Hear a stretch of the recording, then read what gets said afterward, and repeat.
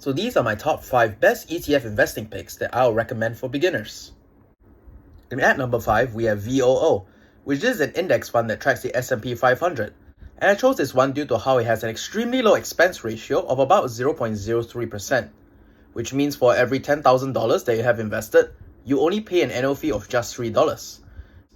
And since it tracks the S&P 500 index, the returns of it have averaged almost 10% since the start of the index, and while it may not be market beating, it definitely doesn't underperform either. And at number 4, we have QQQM, which is a lower expense ratio version of the popular ETF called the QQQ that tracks the Nasdaq 100 index. So for the QQQ, it has an expense ratio of about 0.2%, while the QQQM has an expense ratio of about 0.15%.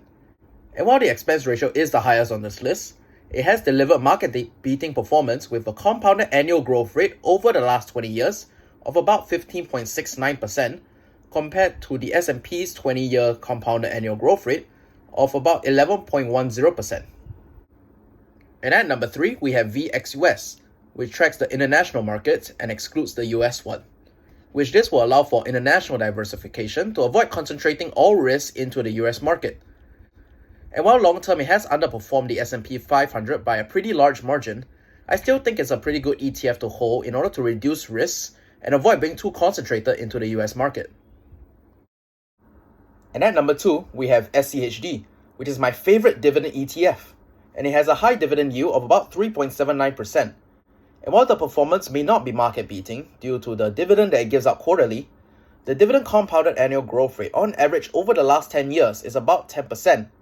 And it also has consistently increased the dividend year on year for over the last 13 years, which makes it a great ETF for those looking for a passive income in the form of dividends. And at number 1, we have SCHG, and while it may not have as great market-beating performance as the QQQ, it actually has delivered comparable performance or even on occasion outperformed it, whilst having an extremely low expense ratio of about 0.04% compared to the QQQ's 0.2%. And since I am someone who intends to hold his investments for about 20 to even 40 plus years, the expense ratio was actually a major deciding factor on this. And SCHG will actually have a much lower impact on my future returns compared to the QQQ. Alright everyone, so this is my top 5 best ETF investing picks. So do like the video if you found that helpful, and share this video with a friend as well.